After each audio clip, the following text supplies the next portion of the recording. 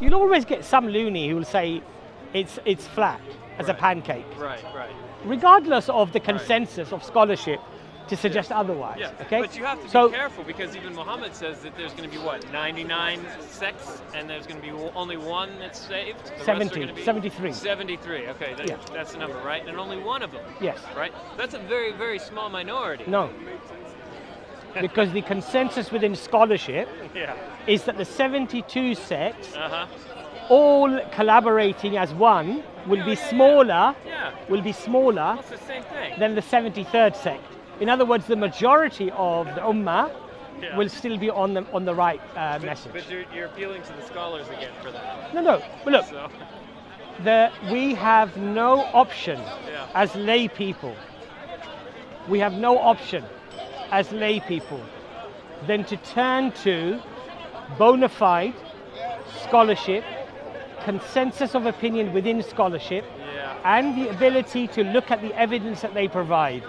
We have no other avenue unless you're going to study 25 years yourself and learn Hebrew and Aramaic and Greek and go right back to the source and find the manuscripts, the original manuscripts, and carbon date them yourself. There is no way other than having to rely upon scholarship, consensus of scholarship, and look at the evidence that they're providing. See, I think it's a clear Quran, and there's, It's a, sorry? a clear Quran, and it's easy to understand. Yes, that doesn't mean to say that it's easy to understand, but that does not mean to say that if you don't understand the language or you don't understand the grammar of the Quran, that it will be as easy as it will be for somebody who is familiar with the classical Arabic and understands the grammar. Not only that, but understands the context of how those words were understood at that time. So for example, in the English language, the word nice, N-I-C-E, means something good. This was a derogatory term a few hundred years ago.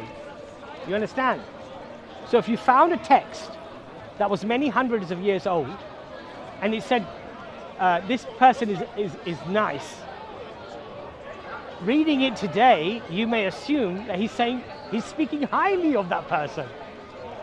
But the reality back then is that that word actually meant something derogatory. So we have to, regardless of who we are, if we're lay people, we have to rely upon bona fide consensus of scholarship with the evidence that they provide, with whatever ability we have to decipher that evidence to see whether it's true or not. Now, I'll give you one other very powerful way. Before you do, Yeah. okay, if you're going to take the opinion of scholars, Yes. yeah, and I question that, but would you go to a doctor who's wanting to prescribe you a certain drug, who's getting bribed by the company that makes that drug to sell that drug? No, I'll tell you what I would do. It's a good question. And it's a question I think that, if I'm not mistaken, possibly Imam Shafi radiallahu anhu said the same thing. That when you're deciphering a matter of Islam, you should do it as if you're doing a medical comparison.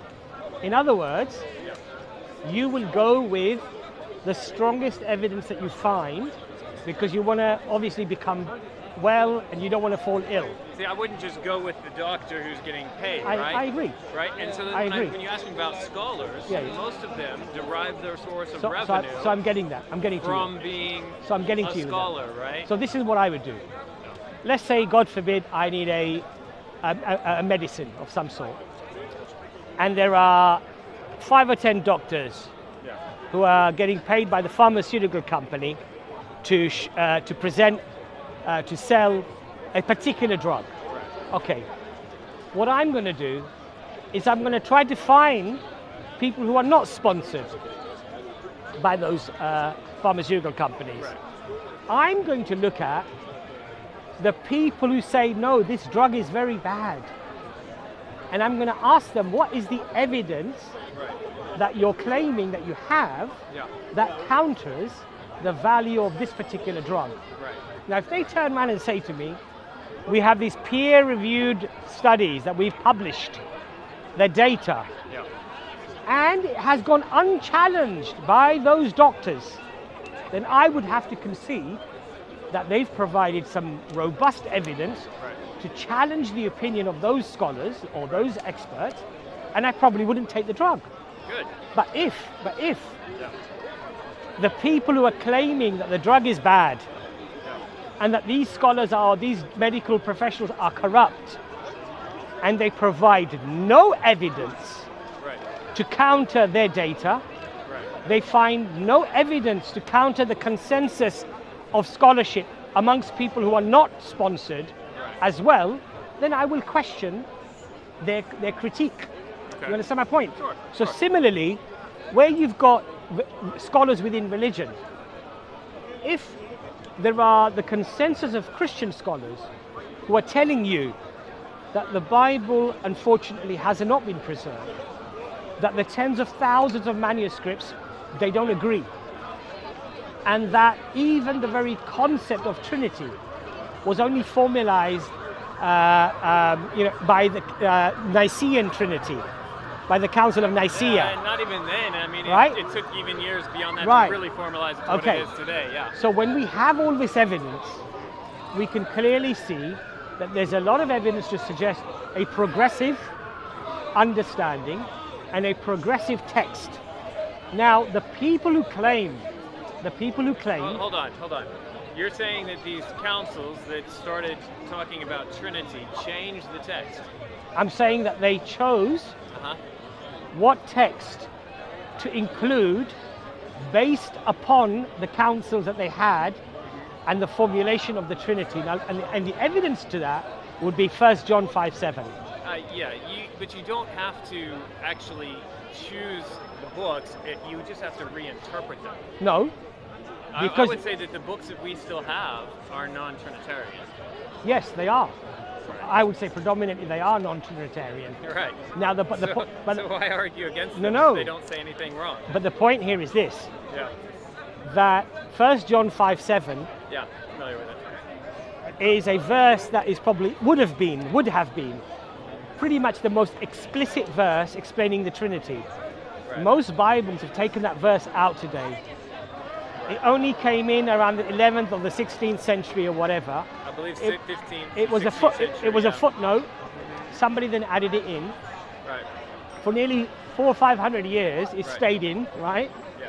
And then eventually they realized that the earliest manuscripts don't have this verse, and they took it out. Right. Same with the story of the adulterous woman and so many others. How did they? But let me how just did finish they my point. realize- Let me just finish How my did point. they realize to take it out? Let me just finish my point. Well, they realized because for it to be a verse that was spoken by Jesus, you would have to expect it found in the earliest manuscripts. It wasn't in the which earliest were, manuscripts, which right? were 200-300 years after Jesus, Right. So they're not in the early manuscripts. which is So 200-300 now we years. take it out, right? Right. Okay. But the King James version has kept it in. It's an old version, yeah. What I'm trying to say to you is that what that signifies is that indeed verses have been added and taken out of the Yes, Bible. but not to no, the no, ancient but let me ones. just go back to my point. More modern ones. Let me go to my point, right? So there's a consensus of scholarship that says that these corruptions have taken place. Yes. There are some Christian scholars, I would say they're not respected within the wider scholarly community, who insist that somehow the Bible is still preserved. But here's the problem. The problem is they can't counter the evidence that's been provided by the Christian scholarship that has shown black and white through manuscript evidence that things have been changed. And they can't say no. They can't counter The that only way evidence. that they know they've been changed is because they go back to the original. No. When you say original, Yes. there is no original. That's how you know that they've been changed. But brother, there is no original. That's the point. Not written by the hand of. There is no. There's, I agree. Not written by the hands of the disciples. exactly. But you. The earliest manuscript is, I think, P52, a credit size, I think, of some verses of Gospel Matthew, of John, yeah, John. which don't actually fully agree with the Bible that we even have today. Just that little slither. Okay. bulk of the manuscripts are 5th, 6th, 7th, 9th century that we've added into the Bibles of today. I would humbly say that the argument of absolute preservation is a nonsensical argument. I really don't know why my Christian friends even try to defend it. They shouldn't. Look, you could argue other things. You could say, but we believe that the main concept of God the Father and the Trinity, we believe that that was explained, that's sufficient for us. You could argue that. I would have an argument against that. But to argue on the sanctity and the protection of the text is really, it's so non-academic. It's just purely on emotional, and I can understand why people might want to do that. But it's not an academic argument. It really isn't. It's not, you're right, because academics will never give a layperson the label of being an academic argument. No, but they would argue. I'm not saying that.